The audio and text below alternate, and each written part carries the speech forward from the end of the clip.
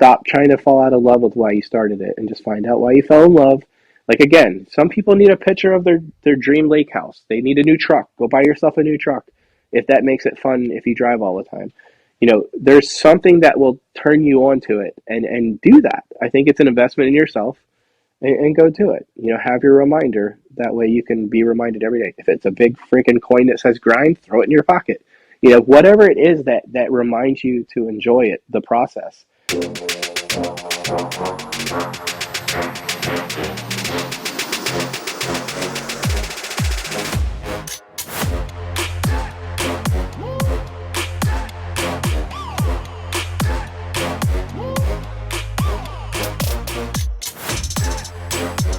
Hey, entrepreneurs, this is Skylar Schisler, your host of the Entrepreneur Theory, where we take your ideas and we make them into a reality. And today I've got a really special guest, somebody that's inspired me. He may not know this, but over the last 6 months to a year, he's actually inspired me with some of his stories at our men's group. And I actually just got over the jitters of asking him. I barely met this guy. I asked him to come on the show and share some of his stories because not only is his mindset amazing, but what he went through as a business, I think a lot of people could learn from what he's gone through. And he owns a business serving the Southwest Florida area called Leak Hero. And his name is Jer Caruthers. Welcome to the show, brother. Hey, what's going on? Hey, man, I love that jacket. We were talking about it a little bit ago. I feel a little underdressed. I love that you came on and did that because all my nice dress clothes and everything are all back home in Colorado at my mom's house. We didn't bring them down to Florida yet. So I'm definitely missing a nice sport jacket. That's for sure. It's funny. It puts me in the right mindset. I feel like if I'm wearing Yeah. like a t-shirt or something, I can't. I even did an interview one time when I worked at Target in loss prevention. I had to put like a whole suit on, and there was no video. It was all phone, but it put Mm-hmm. me in like the right mindset to talk to this like regional manager guy. So Oh, wow. something I Like, carried on. that's something that a lot of people can learn like from, right? Dress the part. Yeah, yeah, And right. see, when I see you, most of the time you're a lot like me, hat backwards, and Yeah, but you're always looking good, man. Every time I see you at church, see you at men's group, like you're always looking good, man. yeah. And I think that's something that goes hand in hand with being successful in business and life in general, right? It's got to be the beard. Distinguished wisdom Yeah, right there. You know what I mean? yeah. Absolutely. So tell me a little bit about Leak Hero, how you got started, and what kind of services you guys provide so our guests can have a little bit of understanding of what you do and who you are. Well, what Leak Hero is we're a leak detection company. Whereas, like, let's say somebody's house is flooding out, they have water, leaking from somewhere. We identify where it is, like with microphones, thermal cameras, specialized techniques, things like that. Or, somebody had damage from a hurricane and water's still getting into their house. They don't know where it's coming from. We kind of like water test to try to duplicate that. And then we provide insurance documentation on those kind of damages, and that way Mm. the homeowner can like go to the insurance and be like, hey, this is what I have, this is what caused all this damage, we'd like to get it covered. So that's what we do. How we started, well, I worked for somebody for 7 years up in Tampa, Mm-hmm. and I always, this is, some of this stuff will probably sound crazy, but since I was a little kid, I always wanted to start a business. I don't know how to even describe it other than when Yeah. I'd sit at home and watch Home Alone, as funny as that may sound. This guy had this massive, beautiful house. He had this family, and I didn't have that kind of family. We had this family together, and they're all together. Even the crazy stuff was awesome to me. And then he was able to take them, like, fly them somewhere, and I'm like, how cool would that be able to do that for my family? And then another movie that inspired me was Father of the Bride. As funny as that might sound, this guy had a business, he had a Yeah. daughter, and he just, he's taking care of his family and all that kind of stuff. So things like that inspired me because I didn't have those things, and I wanted to have that. So when I worked for somebody in Tampa, um, I knew that at that point when I wanted to start my own company, I wanted to move out of their area, which was Tampa, because I didn't want to compete against them. That would have actually been very easy. I was already up there, I knew people, Mm-hmm. but I didn't want to like dishonor him. So I ended up moving to Cape Coral, and we started our company down there back in 2013. Yeah. And I think we had about $7,000, a pickup truck, just a few like essential tools, and literally everybody said it was going to be an impossible feat. There's too much competition. There's not enough capital to start. And Tracy and I, my wife Tracy, we don't really go by what people tell us typically. Sometimes Hmm. that's good and bad, Yeah. but we literally took cards, made up our own cards. Um, I think back then we were called Omega Water Services because we had no idea what we were going to do. Yeah. Her dad was actually talking to us and trying to get us to do like well services down here too. So I was like, well, maybe I'll do leak detection or wells. So we got cards made, Omega Water Services, and literally passed out cards to pretty much every single plumber we could from Naples to Sarasota. I mean everybody, and it was it was pretty crazy. But so that was like how literally it just started. It probably took a good 6 months before anything kind of really took off. I mean, literally, like let's say today, I think we did 7 calls, which is not a ton, but it's a Saturday, so it's really emergency only. Yeah. I think one month we had 7 calls in the entire month, like back, let's say in July of 2013. Mm. So the whole month. So I didn't know if it was going to work. It just really, you just kind of go. I think a lot of people talk like about entrepreneurs and stuff. Is one thing is I like it caught on to me was an entrepreneur is somebody that jumps off a cliff and builds the plane on the way down. But I like to say builds the plane on the way up because I Right. don't want to go down, Yeah. So I Right. always switch that one around.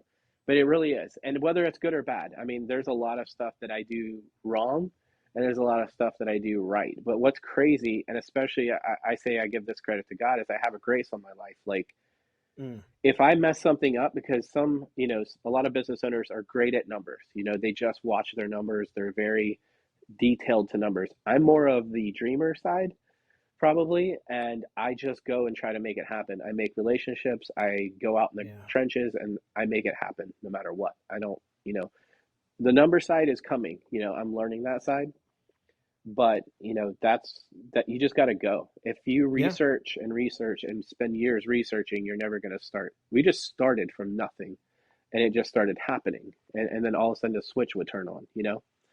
So that's And kind of that's like the the best the way. primordial. Yeah, it is. Well, I think It it really is, is. you Yeah. know, because I Because have a most young man that, people, if you had all the knowledge that you had now, you would have missed so many years of earning, right, along the way.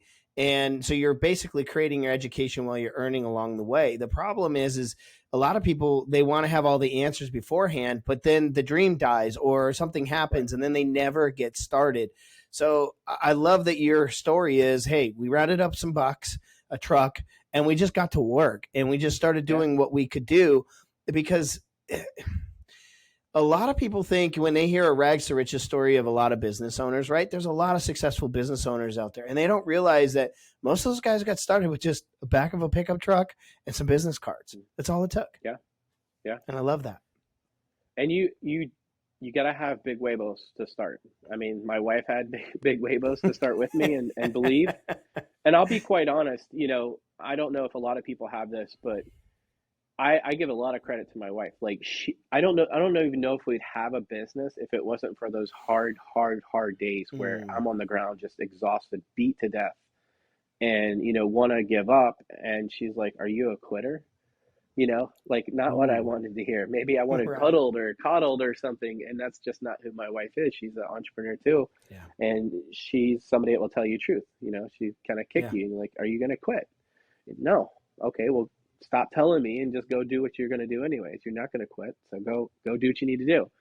And I think that's important to keep those kind of people around you, whether it's your wife, whether it's a business partner, whether it's friends yeah, or a men's group, or have people that are going to tell you the truth, not what you necessarily want to hear, because that's another important foundational piece of actually getting through. Because you can start a business and get the nuts and bolts going and build some success, but what happens is once you have money in the bank and yeah, you got a decent amount in there, you're not going to hustle as hard necessarily. When you're exhausted and you still have calls coming in, there's a point where you decide, I have money in the bank, but I still have to keep that customer happy. Am I going to yeah. push through to this?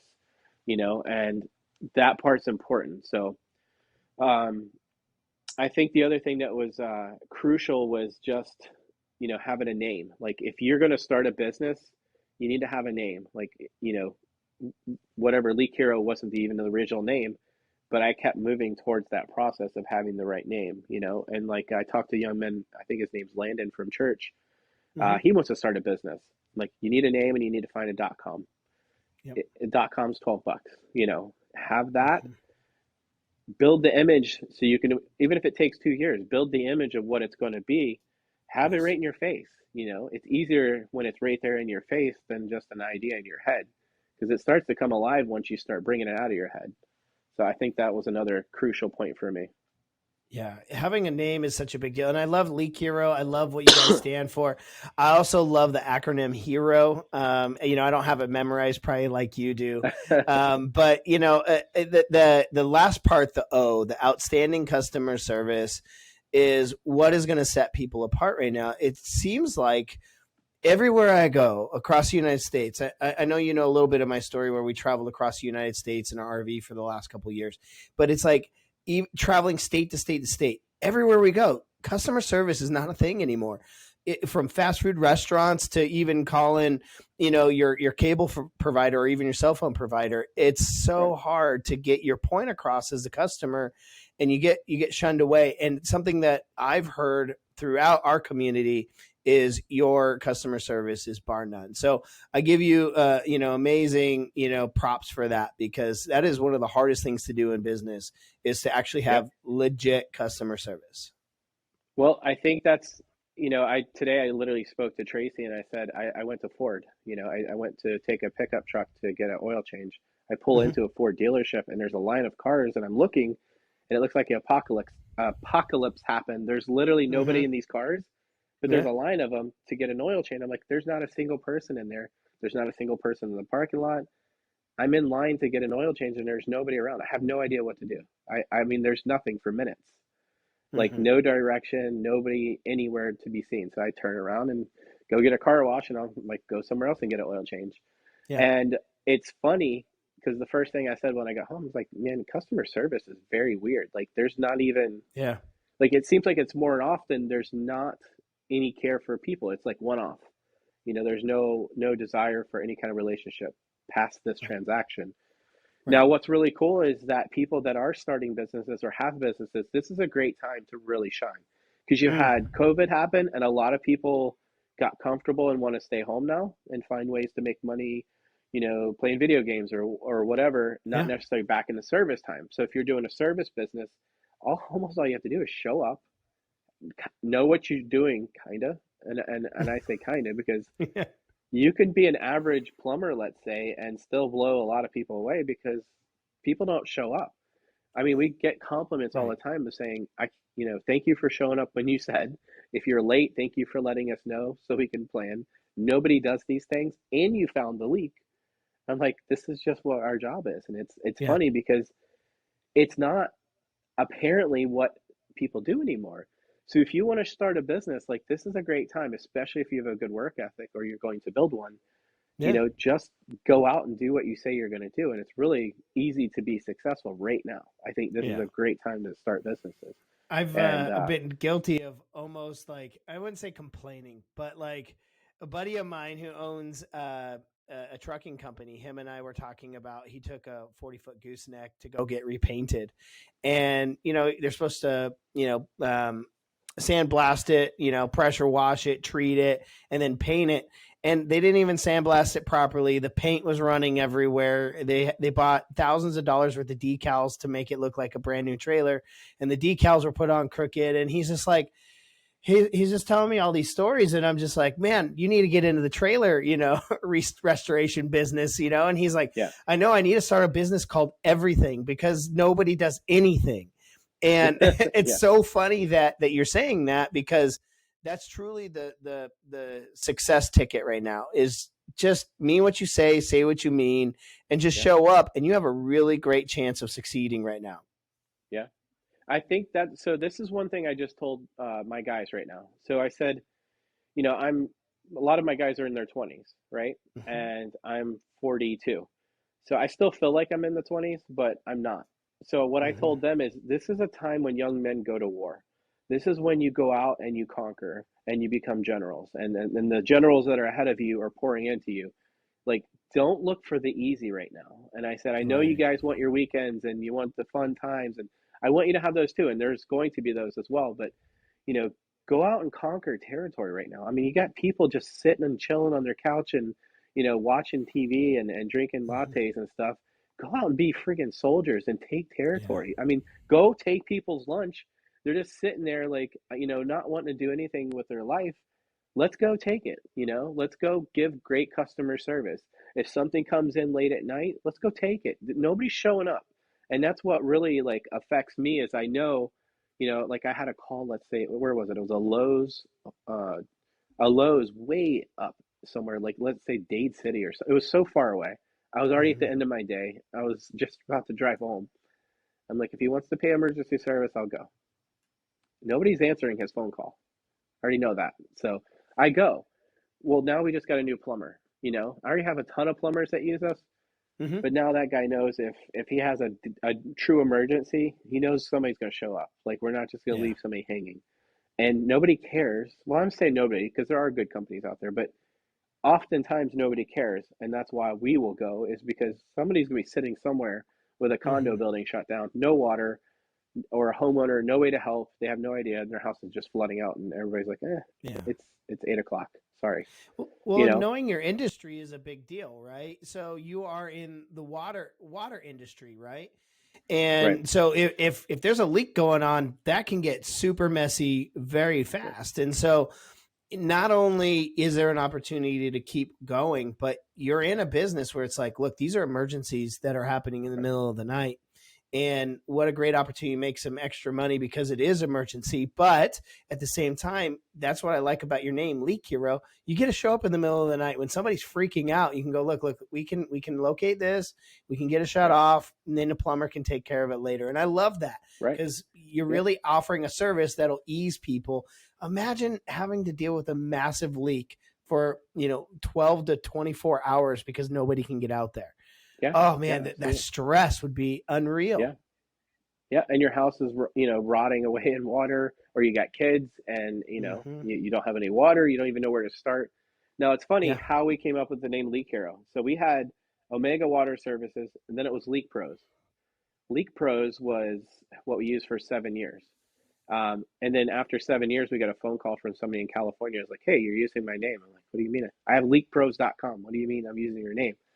And I guess at some point they trademarked it Mm. and called us and said, hey, you can't use that name. And it was legit. He actually trademarked the name. So when I'm sitting here trying to figure out like what could we call ourselves? A lot of times people say you save the day. So I'm like, okay, what can I you know what can I create with that? Well, I came up and looked up leakhero.com. $12. I paid $1,200, I think, for leakpros.com. It was $12 for Leak Hero. Got it trademarked. It took like 6 months, actually trademarked it. Now, the goal for the trademark and everything, is for a future, what I see us Yeah. becoming in a future. So there's one national company for leak detection. It's called American Leak Detection. They're one franchise company out of all of us. And I think they do about 50 million a year. Well, even when I was an employee working for somebody, I'm like, how's there just one? That's not acceptable. I feel like there should be two. Well, our long-term goal is to build a functional branch in multiple areas. So right now we have Tampa, we have Southwest Florida branch. So we're working on the nuts and bolts of that. Once the bolts are and foundation are laid and everything runs smoothly, the next goal is going to be Orlando. And then we'll skip to Jacksonville, and then we'll skip Hmm. to maybe Miami and maybe Arizona. So the Hmm. goal is to push ourselves and to be able to duplicate ourselves and run efficiently into a multi-state national brand just like somebody else has done before us, but I think customer service could be better. And I think that's Mm. where we excel. Because I was one guy for 6 years competing against those franchises or that franchise, Hmm. and they're not backed by a national brand. Well, customer service beat that. So we did more than them in plumbing leak detection uh, probably in the first 4 years. Just one person. Mm. So it's pretty crazy. Hard work will overcome Oh yeah. anything. I'll never forget, going from a framer and a trim carpenter to that first crew and then the second crew and the third Yeah. crew. It is such an amazing feeling when you can go from the guy who started it to, something bigger than yourself. Of course, as you grow, there's growing pains and there's going to be Yeah. ways that you're going to have to figure things out, finding good help, finding people that, embody your morals and values. So when you were growing a business and, starting to make the jump to find guys, how did you find guys that embodied, your Leak Hero ethos? I don't think at first we did. I think we were looking for at first like well, I took on a business partner after 6 years Mm, because I didn't know how to make the jump from me to having people. That's where I had no idea. Like, how do you go from yourself to getting actual people working for you? And mm, so when I took on a business partner, they actually said, "I'll help you franchise, and I'll be able to help you accomplish all those things." So we hired our first employee from their team. They were in a okay. restoration company, so we hired our first employee from their team. Now this person ended up being great, great. Actually, it was somebody that I saw just hardworking in their team, and I said, I think this guy would be great. So it's seeing somebody that's consistently hardworking, but Mhm. if you're not around that all the time, later on we start hiring for um, character versus necessarily experience. So we look for that character in people, like especially Tracy. She'll interview people Mhm. and she'll kind of pull out of them, intricacies. What's the things that make them tick. And like I've hired somebody from a competitor, and they were okay. They had like 16 years experience, but honestly, they weren't much more qualified than somebody I trained for 3 years. And then they didn't have the character backing behind them. There was a lot of Mm. questionable things happening, so we had to Yeah. let them go. Um, Ultimately, if you have people around you, people that you're interacting with day after day, and you see the character, I think that's a great place to mine, you know, people that you want on your team. Because if you can deal with them in the real life, you can ultimately deal with them at work typically, as long as they know the boundaries. Mhm. You have to see the role of my role is the boss or whatever you guys want to call it first, and then if you guys show you can handle that, then we can do more of the friend. I'll bring you in closer. So, but hire for character, I think, before just experience.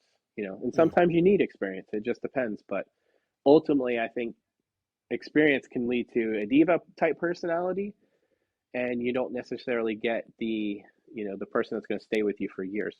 You know, Right. they're always kind of putting their thing out on LinkedIn. I want to make sure Mhm. everybody knows that I have all this experience, and then they're gone. So Yeah. character for us is huge.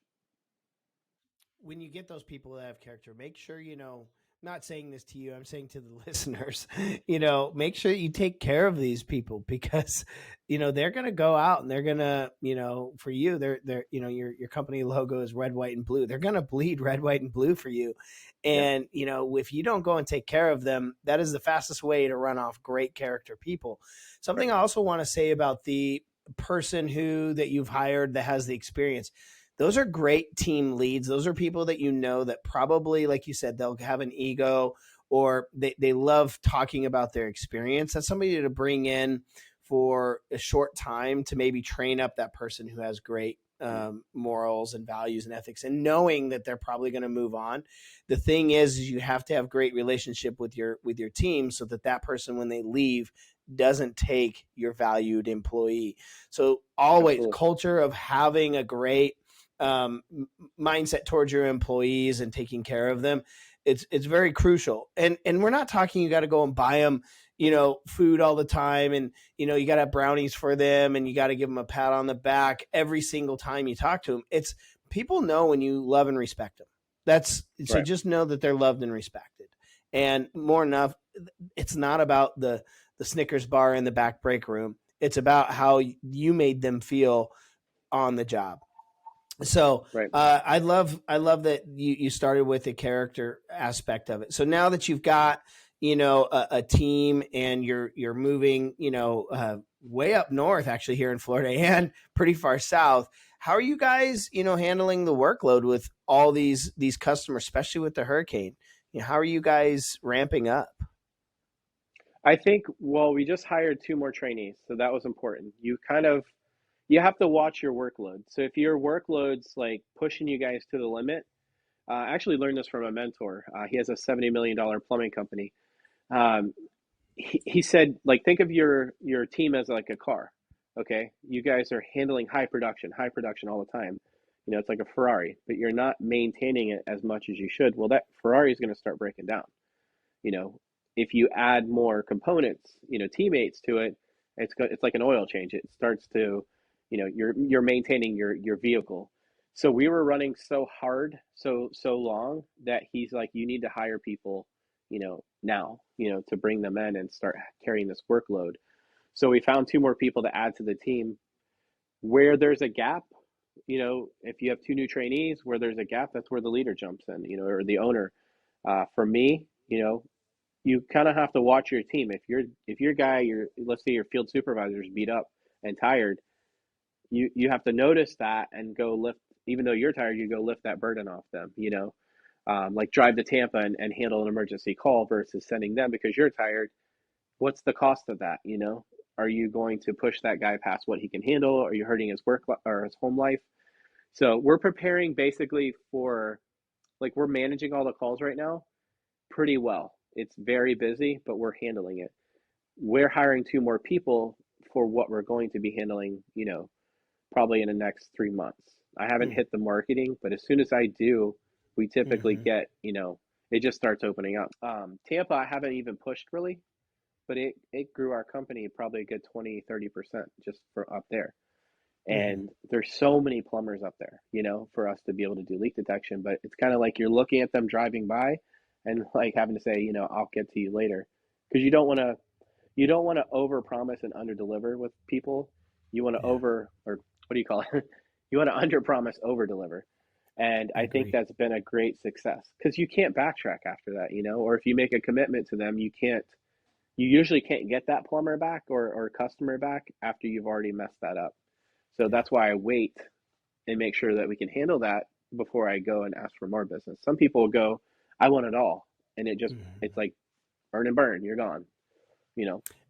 And you saying that should hopefully liberate some other people that are listening. Like, look, you don't have to have all the answers. You can come in and say, look, this is our plan, and this is what we're going to hopefully find. And then when you deliver, they're gonna be the happiest customers. But yeah, if you come in and you promise the world, oh man, I've shot myself in the foot so many times in business, and especially when you're younger in business. You want to be everything to everyone, and as you learn business and as you go through your mistakes in the school of hard knocks, you learn that yeah, you can shoot yourself in the foot by the words that you say. So I love that you touched on that.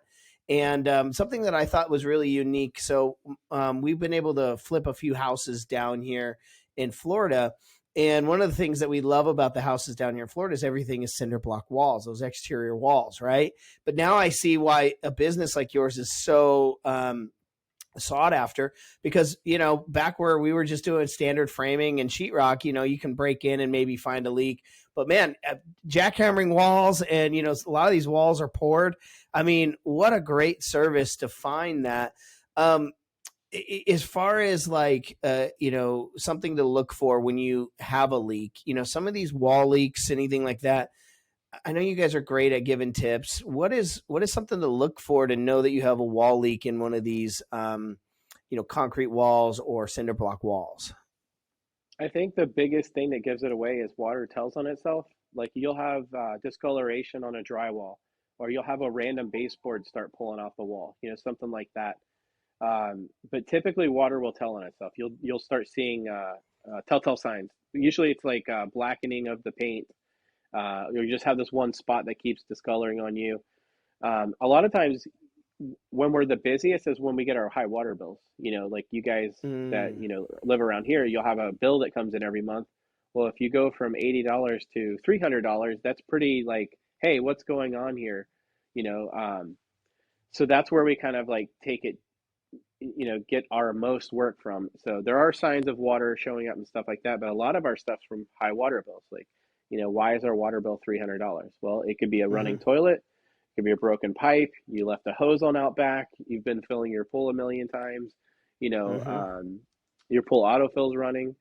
So there's a lot of things like that, but a lot, some of them are actually broken water pipes underground, and then Mm-hmm. like we'll get somebody that's like, yeah, I woke up at 2 o'clock in the morning to use the bathroom and I heard water running and I know that nobody's showering. So I Mm-hmm. start walking around the house. What's going on? So they know that something's not working functionally correct because even if they don't understand that they have a broken water pipe, they're like, something's wrong. I hear water running and there's nobody up. Yeah. Yeah, if you guys go to Leak Heroes Facebook page or their website, you'll see a lot of guys, digging holes in the ground underneath slabs. It's places that you would never think a leak would happen, right? Yeah. And maybe a tree root hit, a pipe, or a fixture was just, not done right years ago and it finally just broke. Or my favorite is a nail in a pipe and then it rusted out. Oh yeah. Just a lot of times it's not that something, somebody negligently meant to harm you and your family or your house. It just stuff happens. And Yep. but I just love that you guys share, all the guys doing the work and they get dirty and they find Oh the yeah. leaks. And it's really cool.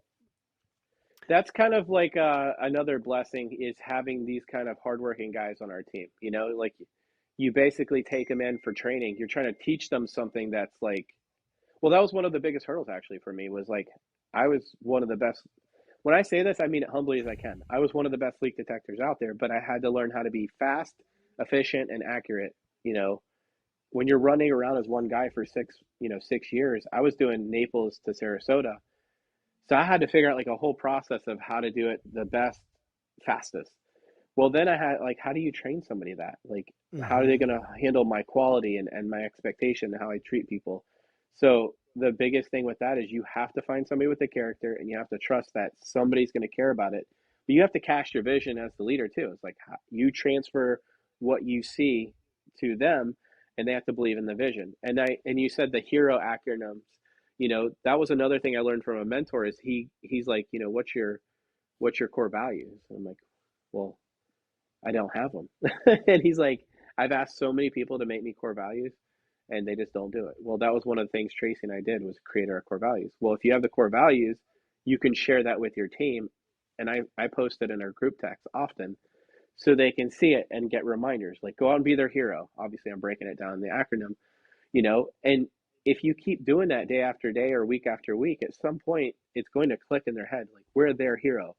And you have to empower your team too. Like the girls in the office, like before before they had the control and what they do now, Mm-hmm. I would get involved in their stuff and I'd start messing it up. They've created their own culture back there of taking care of their customer. Like if I'm even as the owner of the company, if I mess that up, they're coming after me. Like, Naz is our office manager.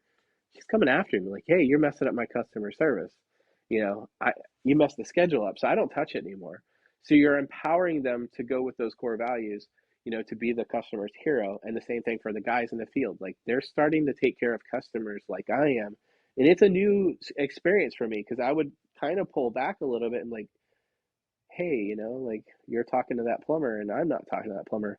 But that's the whole point is you trust your guys and they trust you and you're casting your vision and they're taking it and now they're going out and like I said, they're young men, they're out taking territory. So you at some point have to let them do it and empower them to go out and do what you're asking them to do and let go as the owner and not sit there and micromanage everything they do. If quality slips, yes. If this happens, yes. But once you cast your vision, the whole point as a leader is to get them to go out and do what you're showing them.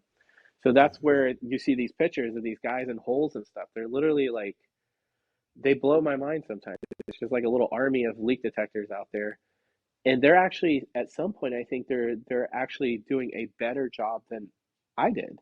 And that's the whole point. Like if you look at this even as a martial artist, like the whole point of a master is to translate that information to somebody else, hoping that they will carry it on and do better with it. So that's the whole goal of our business is to train these guys and the teams and build an army, and they go and do it like the best that can be done.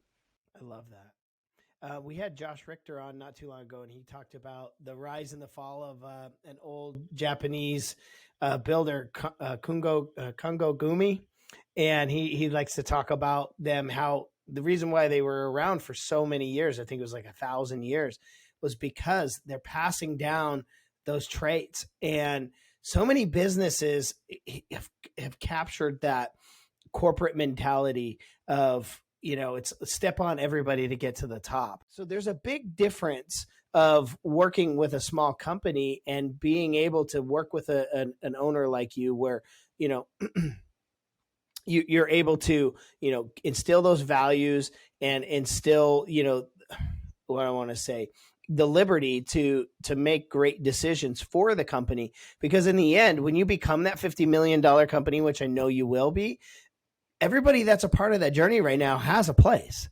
And that place Right. is not, where they're currently at. It's above and beyond. And I hope people are understanding that working for a company like League Hero, or, a small business that you're working for right now, that is actually the place to be in this day and age. Believe it or not working for the big box store. I'm telling you guys, the opportunity is missed when you're not in a small office learning from folks like Jer, because he's going to pour into you. He's going to give you everything he's got day in and day out. What better way to do that than just some, poor email from an upper management at a big box store, right? So that's Yeah. something that I love about your culture. Well, I can say something about that.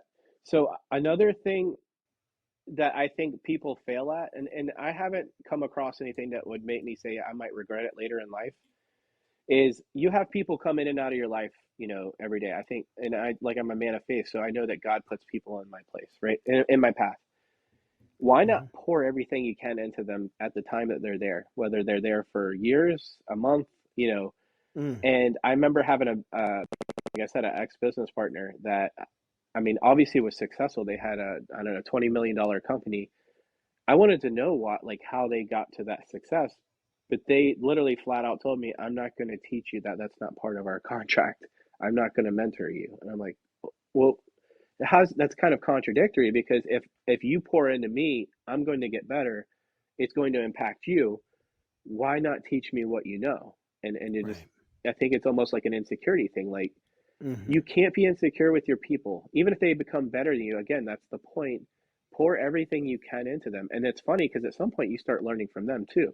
Yeah. I've got people placed around me that I'm actually learning from, and it's making me a better leader just from these people doing what they're great at, Right. like Naz. I mean, she teaches me about customer service and kind of being more gentle with the guy sometimes. Like sometimes you can be black and white, and then she gets the softer side and she can hear the ear, or she has the ear where she can hear, hey, this person's tired, or it's everybody pulling and working together, but pour into these people, and then Mm-hmm. they start pouring back into you, and then they pour into the others, and you really do create like this cohesive army of people together towards the same goal. If you guys are Right. pulling in different directions, it's not helping you go where you want to go. One Right. person's pulling left, this person's pulling right. But if you can work together and get everybody pulling the same direction, that's where magic happens. That's when, the snowball effect starts taking on and you Yeah. really do start taking territory. Oh, That's it's like the so good. 300, right? Yeah. You got the Yeah, 300, absolutely. you Because know, an all their office of 10 of uniformed. you can do a Yeah, million, 2 million, 5 million a year, like easily, yeah, because you all are cohesive. yeah. And having that abundance mentality. Jared, I love that you have that abundance mentality. That's something that I've really enjoyed, while hearing your story. Now, I know it wasn't always like that, just like my experience being business owner. There's been a lot of times where it's like you just hang on, grin it and bear it, and you got to do Yeah, what you got to do, right? There are yeah. those moments. So I too had a business partner, so I kind of want to segue into the story that I really was inspired by you, and I thank you for sharing what you had went through, because it makes me feel it makes me feel like I'm not alone as an entrepreneur, as a business owner. That okay, well, I'm going through a big struggle, but Jared over here at Men's Group is going through a big struggle, and gosh, I'm not alone. Even though we're not in the same struggle, whew, at least I'm not the only dude in Florida right now dealing with stuff. And I know some people may not. I don't know if they'll get that or not. But when I had to make the jump from 500,000 or so a year to 1 million a year, I also took on a business partner, and I've been very blessed by having great business partners. But you also have to pick them very carefully, right? As you found out. Right. And Right. this is what we started the conversation was some of your experience. I don't know what you can all share or how much you can elaborate, but I know a lot of business owners could value or benefit from the value you're about to drop right now. Yeah. Well, I think one thing is, I'm gonna say it exactly like my one of my new mentor. He, like I said, he has a $70 million plumbing company.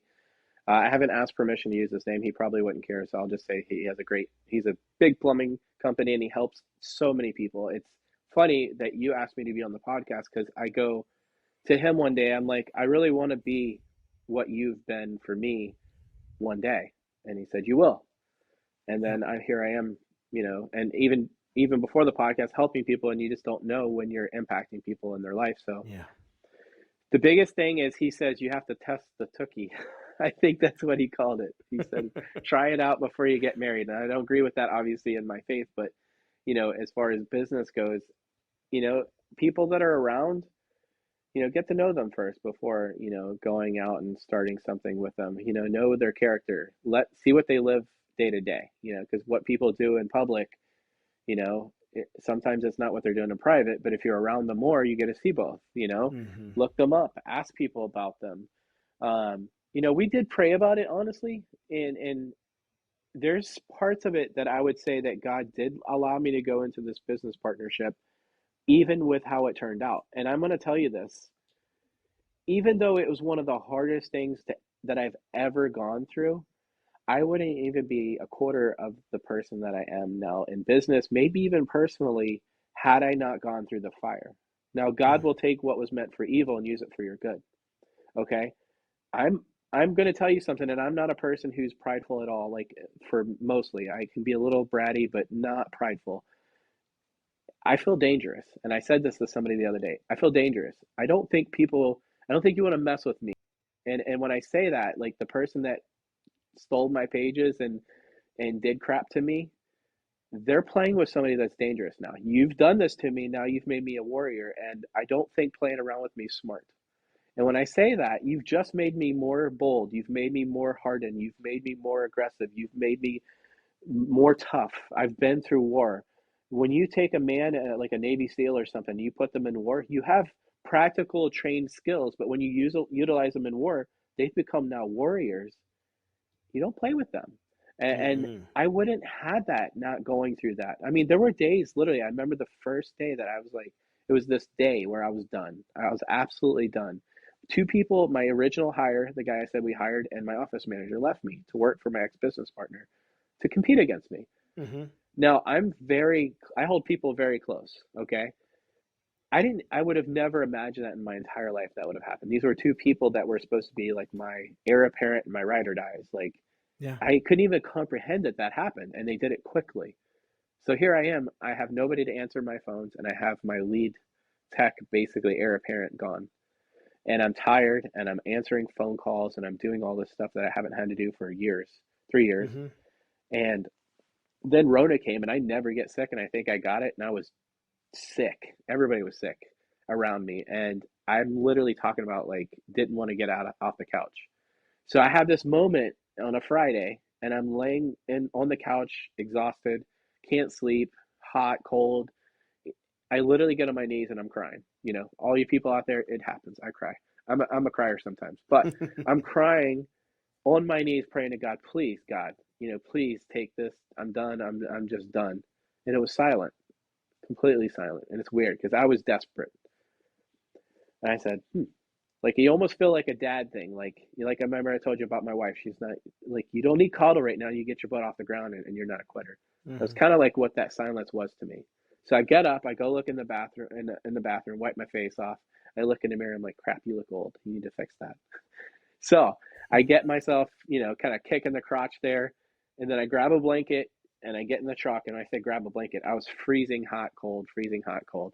I drive to Tampa and I do my work. And I found something to motivate me that day, and it was a book called Blessed in the Darkness. It was Mm. by Joel Osteen. Okay. And it's Yeah. funny because that book kind of unlocked whatever I needed to hear that day, and I prayed about it, and that was the book that came.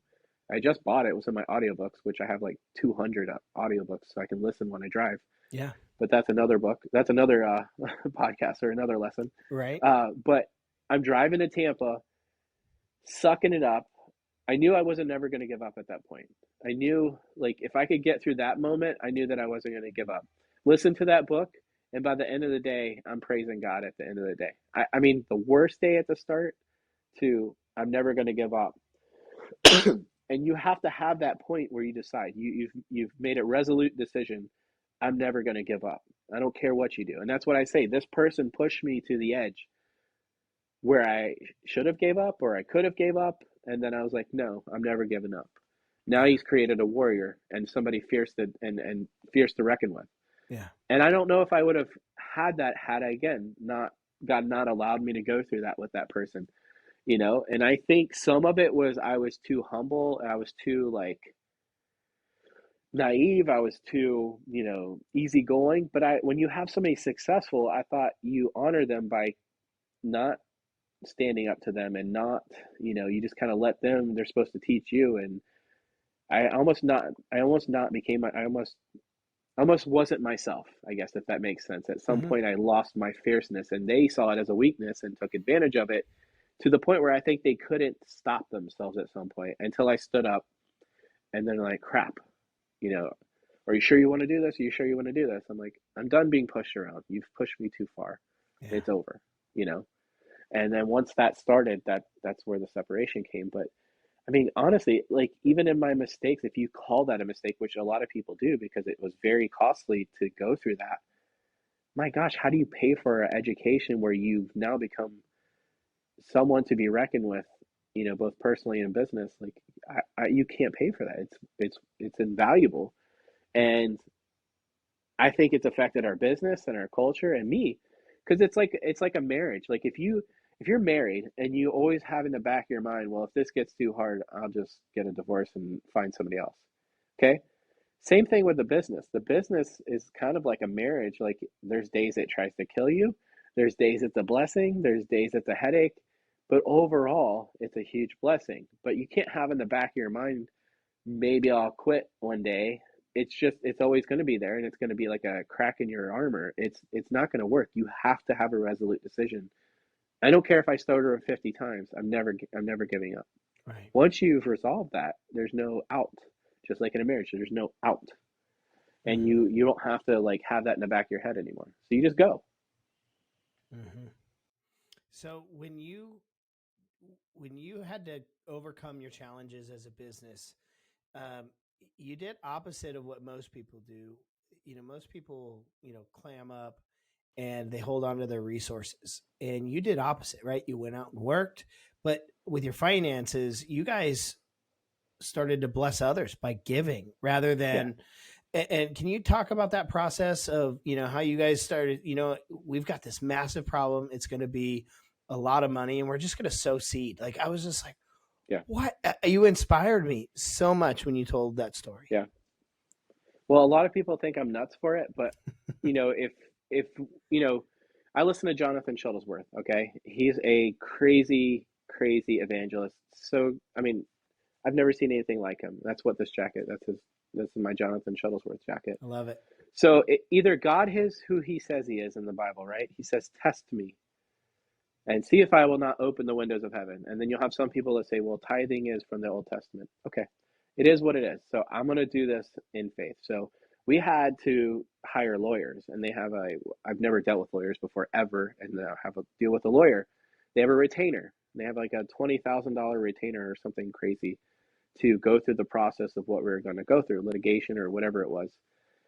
Okay, well, I have like $40,000. I've never run the business in this size that it is. Okay, when I had it, it was me. I did all the finances.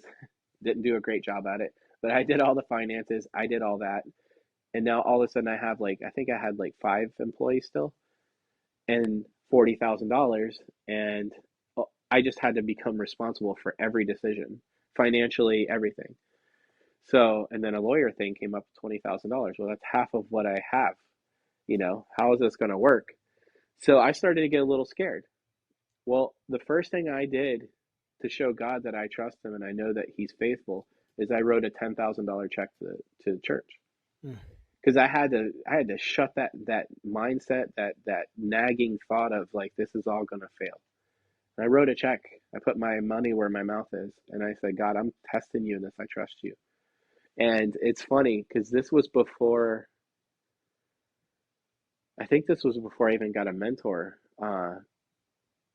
But that was one of the first things I did. Literally, it was to put that seed in the ground. Now, some of the listeners might think this is nuts, but I mean, I think I have to show like, how do we make it through this? Well, part of it has to be from the seed we've sown. Otherwise, I'm just the luckiest person in the world. What like so like to give you an idea on that, I literally had been trying to meet my mentor for 10 years or something like that. He was one of the first persons I did his leaks for as a plumbing or for his plumbing company. Could not meet him. I could not get through to meet him to pick his brain before this other business partner came in the picture. And within me sowing that seed, this guy within 10 minutes of me writing him, I asked him, I said, do you know any Christian business owners that could help me or talk to me or give me some advice? 10 minutes. He's like, let's talk. I'm like, you're one of the largest plumbing contractors in the area. And he's a Christian. And I'm like, okay. So I talk about my story about like how we're separating and basically he shut down the business too. Like he shut off the credit cards, the fuel cards, the phones. He tried to destroy it quick. Mm-hmm. So I'm like everything's falling apart around me. He goes, I'm not going to let this guy destroy your company. Whatever you need, I'll help you. So $10,000 check, guy that says, tell your team you have significant financial backing. I'm not letting this guy destroy your company. Now, you can call that coincidence, you can call it whatever. He doesn't know me. So, coincidence or not, I don't believe in coincidence. I believe that God is faithful to those that are faithful to him. So here it is. I wrote the check, I sowed the seed, I put it out there, and then all of a sudden I have significant financial backing to help me through a battle that I don't even know how we're going to get through. Okay. That was the first year. So the first year we got through it, I got the company back. I bought it for like $200,000, my company back for myself. Bought the company back, got rid of that situation. Continued to sow seed. I gave more. Now, part of it was selfish. I'll say that. Sowing seed to me, and I say selfish, but it's probably not, but it feels selfish because it makes me feel good. It says it's better to give than to receive. Sometimes I felt so beat up during this process, like the ups and downs of it. Man, I would loved giving stuff. Like it was my favorite thing. I would buy people Ray-Bans. I'd buy Mont Blanc pens. I would just bless the pants off of people if they came to mind. Like my pastor, I'd send him some crazy shirts or hat. If I had, I started getting to the point where I'd buy two of everything. I'd give a pair away, Wow. or but it made me feel so good. I loved giving, and it helped me. Like it felt like it was rejuvenating and getting rid of the bad stuff. Like anything you're going through like that, it's like going through a divorce. And I had gone through a divorce before. That feeling's not great. It's like a living death, they call it sometimes. Well, giving seemed to like rejuvenate me, and that's where my giving really went nuts. I would bless people all over the place. I couldn't keep cash. I would literally chase people down and give cash away. Tracy got to the point where she's like, "I need to hold on to your cash, and let me hold on to the cash." Uh, but it is sowing seed. You're Yeah. sowing in other people. You're sowing seed. So we got through that first year. Okay, we got the business back. We're like blowing up, and we just hired like I don't need 3 or 4 more people. We had 3 trainees. Okay, most people I've ever had. So we're getting into January, February. We're starting to like make progress. All of a sudden, the phones are dead. We're like, what's going on? We've been like slammed. Why are the phones dead? So a little research, we find out our Google pages are gone. How's that happen? We're like, where are they? Well, we Mm. finally find them. They're like the phone numbers changed, the addresses changed. Our pictures are still there, our reviews are still there, but we have no control over our pages anymore. And it says Alaska and San Juan, Mexico. Well, that's where we get 30% of our business. So we started sewing again. Well, we figured out who it was, and I'll be careful what I say here, but we figured Yeah. out who it was. we had some information come in. They said if you had this information, and had proof, you really could do something with this. Well, the next day that proof came in the mail. So you can say coincidence, but we had smoking gun come in the mail, you know, to offset the situation. It took a while to get our pages back. I mean, they lied and said they didn't have it, but again, the smoking gun, we had it. Mm-hmm. And through the process, we never pulled out the smoking gun. We just never had to pull out the ace because we didn't know if we were going to go to court. Well, long story short, we ended up getting a settlement and getting our pages back. And now that enemy has to pay us back Oh, wow. for lawyers' fees and everything that we've had to go through. So sowing seed may sound crazy, but that's the one place in the Bible it does say to test God, and that's where we've tested God, and He's been faithful. And I don't think we've even broken through to, like, we were in the building stage. There's a place where the blessings start chasing you down, and Mm-hmm. it's weird because it seems like, because we did the 21 days of fasting, which we do every year. Yeah. Now it's like weird stuff's happening. I got invited to a crusade from Evangelist Daniel. I'm getting invited to talk to people. I'm getting invited to podcasts. Like, there's stuff Mm-hmm. happening that's breaking open. I'm like, what's happening? And then I remember it's not always in a place of growing and turmoil. There's a place on the other side where the blessings do start chasing you down, and that's where it really gets fun and exciting. Mm-hmm. Because he says, if I can trust you in the small, I'll trust you in the big. But how do you pass these tests? You be faithful with what he presents in front of you. Mm-hmm. You know, I had points where I could have tightened up, like you said. I could have held more, but I didn't. I showed him that I'm letting go more, and that's Mm-hmm. where I feel like he's trusting us. Well, let me tell you this. This part's Yeah. key.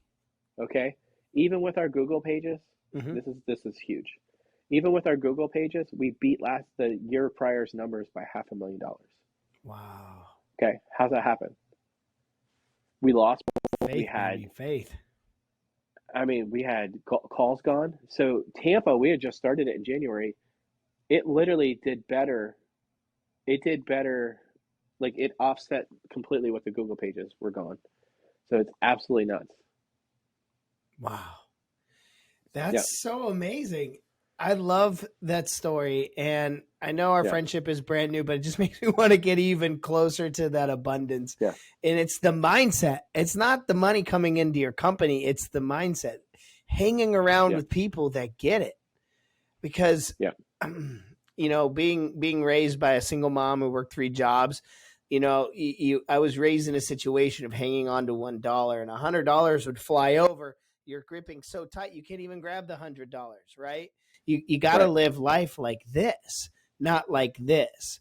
And right. that's exactly what you're doing. And the fruit that you're starting to show up on your tree of life is very significant. And that's why I'm so grateful to have you on the show, because people need to hear that.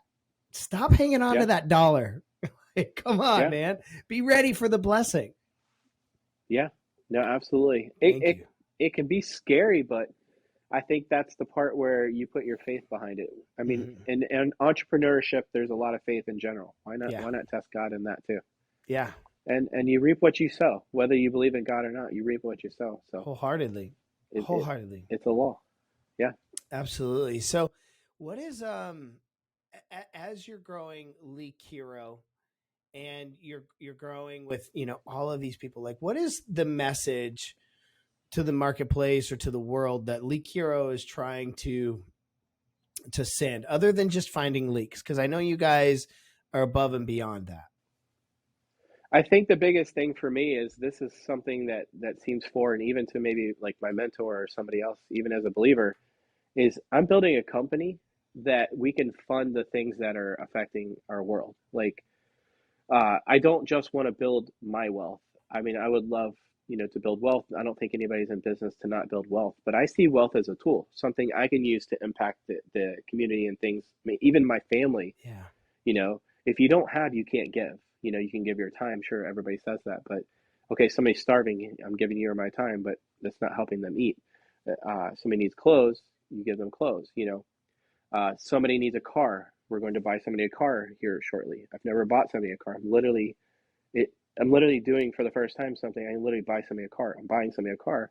It blows my mind. But to be able to do those things, or even my mentor, to say to somebody, I'm using my resources to not let somebody destroy your company, and I'm going to help you. That's who Mhm. I want to be. So as we're building our company and we're impacting our employees' lives to be able to tithe and give and do the things too, and then as us personally and as a company, like we want to fund the kingdom. I want to fund the kingdom of God and to be able to feed people, to help buildings be built, churches to be built, to be able to communicate, how good God is. And that takes money. You don't see a Mhm. ton of Christian multimillionaires or billionaires out there. Chick-fil-A Mhm. is one of them. You know, why not do it to the level that the most you could possibly do? And it's not about like, working more till tonight, trying to just store, but why not build something that could impact millions of people? And I think Mhm. for me, that's the goal of Leak Hero, is to build something and let God touch it. Because I can do so much with the company, right? And then I Mhm. add talent and they can do so much. But when God touches it, it literally it can go somewhere I can't even comprehend. And once it Mm. achieves that, and then what do you do with it? Am I going to start building my kingdom? No, I want to build God's kingdom. And I think that's where Leak Hero is really headed, is to be able to impact the community, impact the kingdom, even individual lives, to be able to buy somebody a car, like Mhm. that might be one person, but how many people does that impact? One day I want to buy 20 cars, and build houses and things like that for people. Well, that takes resources and it takes, you got to build it. So Yeah. that's to I me love is the what Leak vision. Hero. Maybe one day we'll do restoration. If God opens that door, Mhm. we'll do the part where you actually dry it too. That's where Mhm. we send millions of dollars to other companies. Right. Why not possibly send it to our own company one day? We have a lot of great partners in the restoration industry, but maybe we'll do some restoration work ourselves, and that's another open opportunity, because usually you can add on to what you're already doing. Like if you are doing the trailer restoration, maybe you do I don't welding. Maybe there's a side part of the trailer restoration, and you have a welding company with it, or Mhm. you know, for us, I don't ever want to do plumbing because I have so many plumbers that we do leak detection for, Right. but restoration is just right there every day. Like how so maybe in a year or two we'll look into that, but I want God to say yes on that one. Yeah. Yeah, Well, so that's actually something I was just getting ready to touch on was I love your business model, and it's something that the entrepreneur theory. That's what I'm trying to do as well, is be first right of referral, right? So you go and help these poor folks that just found out that they have a massive leak. They're confused about their situation. There's a lot that's going on, right? And you get them taken care of. You get the leak stopped, and then you refer out a plumber, and I love that because now you're sharing in the abundance. And right. too many businesses, like you said, I've got too many great plumbers that I could partner with. I love that because the first right of referral, because now if you're feeding other businesses, they're just going to automatically feed your business. Right. And when did you start to really lean on that foundation of let's bless other people? I think one of the things that, like, even having that the business partner that I did, my goal, like my goal was to make him very successful, and I did a great job. I brought in millions of dollars of work to them. Same thing for a plumber. I want to send, whoever uses us for leak detection, I want to send them repipes and things like that. If you can impact the people that are impacting you, but really go after it, you don't have to like worry about, constantly, you know, I don't sending them donuts, or, trying to like do the normal thing. If you're impacting their business where it hits their pocket, Mm-hmm. you're kind of you're in there. But you also want everybody to grow with you. Like you'll see some entrepreneurs tear down everybody's houses around them so they can have the bigger Mm, house. Why right, not build everybody else up around you too? You're all right, gonna rise. yeah. So and that's a unfortunate trait, I think, of people that have been around me before, is they want to tear everybody else down or not pour into them, Mm-hmm. not mentor them. Like, bro, like if you build everybody else up, you're gonna have champions all around you and you're gonna get lifted up. Stop being insecure. Try to Yeah. lift everybody else up. I mean, this is kind of like that new mentor I have. Like he just pours out information to everybody and they're Mm-hmm. all rising. I mean, there's like a wake of people that he's made super successful. And I didn't know that was even in me but seeing it in him, I'm like, you know, crap, I've done that, and not realizing even in the small, I might not be where he is yet, but even like having conversation on here, maybe I'll encourage somebody to start a business or something like that. And I think that's something that's huge is once you start utilizing what you get to help in other places around your life. Like, don't just like hold on to it and keep it secret. It's not like a Hmm. KFC secret sauce. Yeah. You want to help other people be successful. And we don't know how long we're going to be around. So you get one turn and that's it. So you might as well Hmm. build a beautiful life of people around you. Yeah. He says lifelong relationships are like one thing that's important to him. Like, I think that's great. That's probably a huge one. Yeah. Well, because if you're building up all those champions, just as you found out going through the Google page debacle, you want to have those good friends around you, especially people that have resources, because you never know when you're going to be in a storm. And if you can ask help to somebody who's a professional, that's hardworking, that has resources, yeah, you don't want to mess with that guy. You don't want to mess with the guy who has a great team surrounding him, No. with friends, mentors, because as Ed Milet says, he says, you got to have a mentor, somebody that can tell you you're going to be okay and they can see ahead of you because they've been there. And then you got to have a peer. You got to have somebody that you can have a discussion with. This is where I'm at. What are you working on? How, bounce ideas back and forth. And then the last thing he always says is you got to have somebody that you're going to mentor because so you can be a great example. And so that's where you're at right now is you're being that great example for all these other entrepreneurs out there. And that's where the inspiration comes from because hearing a story about losing your Google pages, which could destroy 99% of businesses out there, you found a way to make it through by having amazing faith, but also having an abundant mentality.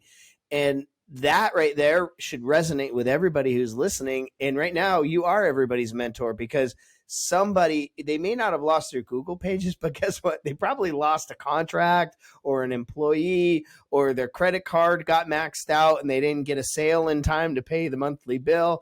I mean, there's so many things that can go wrong in a business. And to hear that you've made it out, that goes to show, look, we're not alone and it can be Yeah. done. And I love that. Yeah.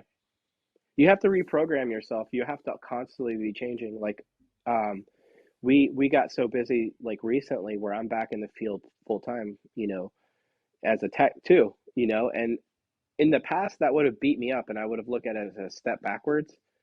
But even telling somebody the other day, another business owner that I know, I'm like, this is where I reprogram my mind, you know? I can be like, man, this sucks. I have to go, morning to night, morning to night. I stop my brain. I stop my thoughts and I say, this is so cool. Thank you, that God's blessing us this much. And it takes the poison out of it. Because if you let those thoughts come in and you're just like beat up, I know you're tired. You're going to be tired. But if you can take it like when you first started the company, you're like, yes, this is exciting. All it was just a mindset. Yeah. Why not just teach your mind to do it now? Like when you're tired and you have so much work, there's no difference. Yeah. Just say this is great. This is awesome. Find ways to reward yourself. If I don't know, like somebody has a watch that they want, that's their goal. Go buy the watch. Put it on, has your reminder. Or if you have a place that you want to buy a house one day, put the pictures up around you. Remind yourself why you started it and just change your mindset. And then it reprograms and takes the poison out of like that hard time you're going through. Like you're back in the field, full time or whatever. All you have to do is switch your mindset. If you have a thought come in and it's not truth, turn it. This is Mm-hmm. awesome. I'm glad I'm out here. And have fun. You got to remember why you started it in the first place. Have Yeah. fun with it. And it really does. It makes you less tired. It makes you less grumpy. It makes it fun again, and it Mm-hmm. really becomes like a muscle. If you keep practicing it, you will feel that way. It really is true. So that was another thing, and I have no idea because all I'm doing is telling them what I'm doing to myself. Because I could be like, this sucks. I don't want to be out in the field, literally from 8 to 10 o'clock at night, back and forth between Tampa all the time. I want to choose when I go. But again, that's where that core value comes back in is like, I'm going to do what it takes to make this successful. So either way, I'm never going to quit. So you might as well enjoy it while you're out there doing it. So I Yeah. stop the complaining thing and you just start turning into, I'm thankful that I have these calls and I'm going to go have fun doing them. And it really does. It shifts it for you. I didn't realize it helped somebody else when I told them. I'm like, I'm just telling you what I do to myself. Yeah. And it helped them. So again, it's just crazy, but it's reprogram your mind during these certain times, and then there's going to be time of rest and there's going to be time of growth, and you just Yeah. keep changing, as the business changes. That's why I told my guys, don't always look for the easy thing. Look for the grind. I just bought a coin that says grind, because this is a time of grind. I put that thing in my pocket. It's weighty. I can feel it in there. Pull it out sometimes. I'm like, grind, go grind. Yep. All right. Shut your mouth and go grind. You know, Mm-hmm. don't start And complaining. it's a Go season. grind. It's a season. And if if And it won't happen. It won't be that way forever, right? It's a season no, of growth. And so yep, if you plant the wheat, in the spring, and by the end of the summer, when it's harvest season, you got to work. And right now you're in a great harvest yep, season. And I love that you're recognizing that. And as you enter the mentorship phase and you enter, the personal development phase, you are the first person I've ever heard say, take away the poison. I love that. yeah. You got to coin Well, that. it It's an suck. amazing catchphrase. Yeah. Well, you hear some people like Navy SEALs embrace the suck. And I think I could even take it a step further. Not to say that I could do what they do. I don't know, they don't even know who can conquer that mindset that they have to do to go through that. But it is, you embrace the suck, but why not turn the suck into fun? Like all it is a mindset. If you can take the sting out of having to go work, 40, I don't know, 17-hour days or whatever, it's all a mindset that's going to change that. So take the poison out of it and turn it into sweet, you Mm-hmm. know? And that translates both into your life, into your family's life, into your employee's life. If they Mm-hmm. see you miserable and broken, you know, what's the point? Why are you in business then? You've looked at it the wrong way. You were excited when you started. It's like a marriage again. You were excited when you got married in your business, and now that it's going through a troubling season, you're like, maybe if I go find a new business or Mm-hmm. maybe something new to do, it'll be fun.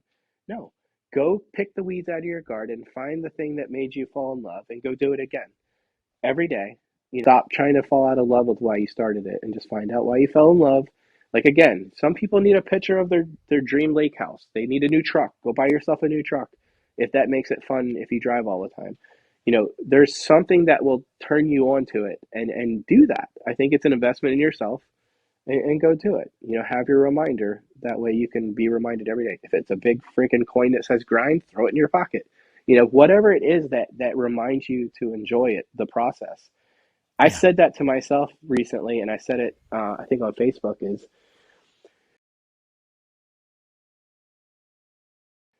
everybody wants to get to the end, you know, but the whole place of growth, like me going through this whole thing for the past few years, it's the journey that really is such a cool thing to look at. Like that's where you're built. If you skip the journey, like these guys that win the lottery and stuff, there was no journey there. You go and you have all this money now and you don't know what to do with it, and you end up worse off than you were in the beginning. Had you been through the journey of it, you have the foundation and the know-how and the to do well with it. Same Mm-hmm. thing with the journey of building. Enjoy the building, enjoy the relationship, enjoy the process, because the process is fun if you look at it the right way. I mean, even the weird little thing, like going through battle that I have for 2 years, yeah, that's cool. Like it wasn't cool at the time, but I even said this the other day. I said, if I could have had the right mindset the whole time, my gosh, what a difference this whole time would have been. I would have been laughing and laughing at the enemy and laughing at all the crap that was happening to me had I had the right mindset. And all it would have taken was seeing the end. Well, that for me, that's believing God is who He says He is. That I'm not going to be forsaken. That He's going to prepare a Yeah. table before my enemies. He already said it. I just needed to believe it. Me, I was worried off and on through the whole process until I got to a point where I was like, I don't care what happens. I'm going through this.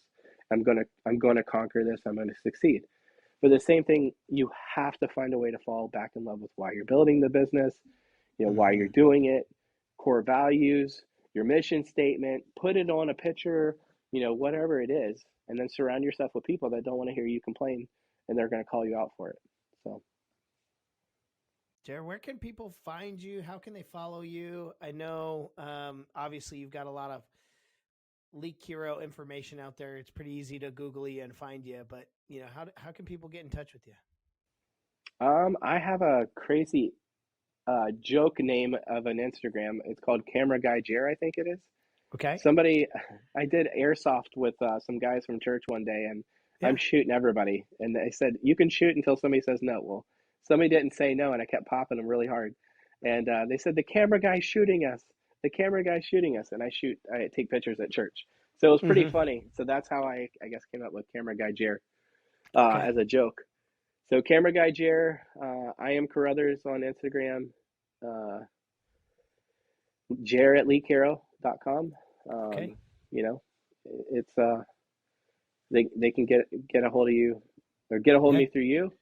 Yeah, Yeah. definitely. And in the show notes down below, I'll definitely make sure that he has all of his contact info in there, and you guys have a way to get in touch with Leak Hero as well, especially if you need that service because it's a really unique service, and I definitely would be grateful for it if we had massive leaking, especially in concrete walls. Yeah. Definitely. Yeah. So I think it's such a unique business. Jared, I just want to touch base on a couple of things, and then if you want to add anything, first thing you had mentioned earlier in the podcast about a company like Chick-fil-A and having the core values and standing on faith, and look at them grow to such a big company. Even though they've been in the news with some controversy because of their beliefs, what I want people to understand is even though they were in the news for controversy, because they had great values, because they had great morals, and they stood on their faith and what they believed in, look at how much growth they've experienced over the last 3 or 4 years, and how big of a company. You cannot go around a Chick-fil-A around lunchtime, dinner time, and not Nope. see the line wrapped around any Chick-fil-A. Yeah. And when you were talking about that, I saw your business. I've got a hyperactive mind, and I see in pictures, and all I could visualize was your picture, of your guys' trucks, having 50 plus trucks just rolling out of the yard every single morning. You know what I mean? That's what I could see because you're doing exactly what those big companies like Chick-fil-A have done. And the people that work there are a pleasure to actually, you're like, wow, it's nice to be served by somebody who actually cares about their job, Yeah. right? Yeah. So what's something you can touch on that, before we end the show? I just know that you have so much you want to share, and I know our time is somewhat limited. We could go on forever, I'm sure. Yeah. I think the whole thing, actually, my values is one of the reasons what it led to a separation. I kind of got called out for sharing scripture and hope and things like that. Actually, on my Instagram, Camera Guy Jarrett says hope dealer. There's a lot of people in the world that are hurting. There's a lot of people that are lost. There's a lot of people that are seeking drugs and Mhm. alcohol and sex or whatever it might be to try to fill something that's just empty inside of them. And that's where I found, like, I went through a divorce. That's where I found God, and he found me, and he was always seeking me. And he said, Jeremiah 29:11 really stands out to me. For I know the plans I have for you, says the Lord, plans to give you a hope and a future. And that changed everything in my life because I didn't Mhm. have hope, and I didn't have, a lot of people get rich and they still feel empty inside. Or, I'm going on a missions trip and at the end of this month, which I've never done, to go help people.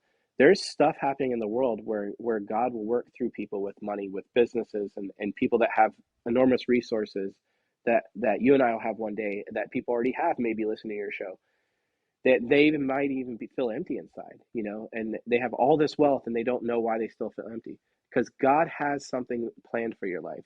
Okay, this company, Lee Caro, it's just an expression of something that's inside of me that God gave me that's greater than me, right? He touches it and it grows, right? So that hope for a future, that's what I think Chick-fil-A had. That's why I think Hobby Lobby, he's a billionaire. He had his battles recently. My faith caused me a battle. There's a place in life where even when you're on your if one day you're on your deathbed, when the end of our life comes, we all find out what life's really about at that moment. And some people value it so much that they're like, this is the line I'm drawing. Chick-fil-A drew it, Hobby Lobby drew it. drawn it. Once you're resolute, like I said, when you're resolute in what you believe and you believe God is who he says he is, that's why these people that have billions and billions of dollars draw a line and say, I don't care what I'll lose. I don't care what the media says. This is the line that's drawn, and I believe it, and it's true. And I'm drawing the line, even if it costs me everything, because God will still bless me after this. And I think that's why they go there, and that's why I go there. I'm not where they are yet.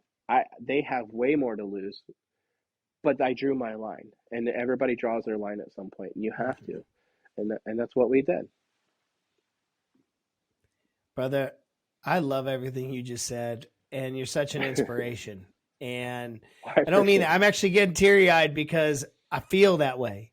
And it's nice Yeah, to meet other people that feel that way. yeah, Because if you read the news, it's hard. It's hard yeah, to take some of that news. It's hard to listen to what's going on in the world and yeah, not feel some sort of anxiety or confusion as to what's going yeah, on out there. And when you meet somebody that's going in the same direction, that has the same values, it touches you. So I really appreciate that. I hate I hate to get emotional here, but it does. It's definitely touched my heart, and I yeah, hope a lot of people listening, it touches their heart because yeah. it's true. It's real, folks. You can stand on your values, and you can still do very well in this world. Oh And yeah, Jared yeah, is a perfect example of that. And thank you for saying that. I think you liberated a lot of people because you don't need to sell your soul to make $1 million. You can stand on no, beliefs and you can stand on values. And I promise you, yeah, the yeah, road might be hard, but it will happen. Just you got to have faith. So thank you so much, guys. Jer is super busy. I kind of sprung on him last minute. So the fact that I was able to get a sit down with him, I know his schedule. We've been working tirelessly over the week trying to find a time to make this work. So again, thank you so much for your time yeah, and taking yeah. time out of your busy schedule. I appreciate you. No, God bless you guys. If anybody has any more questions, I'm here to help. I'm glad I'm an Amen. inspiration through all my battles, and I think one of the funny thing is you said I have a hat on backwards usually. That hat says "Into the Storm." So Let's go. take the storm on. Don't fear it. God's got your back, and you'll overcome it. I promise. Awesome. Well, thank you, Jared. Appreciate it. We'll catch you next time. Okay. Have a good day.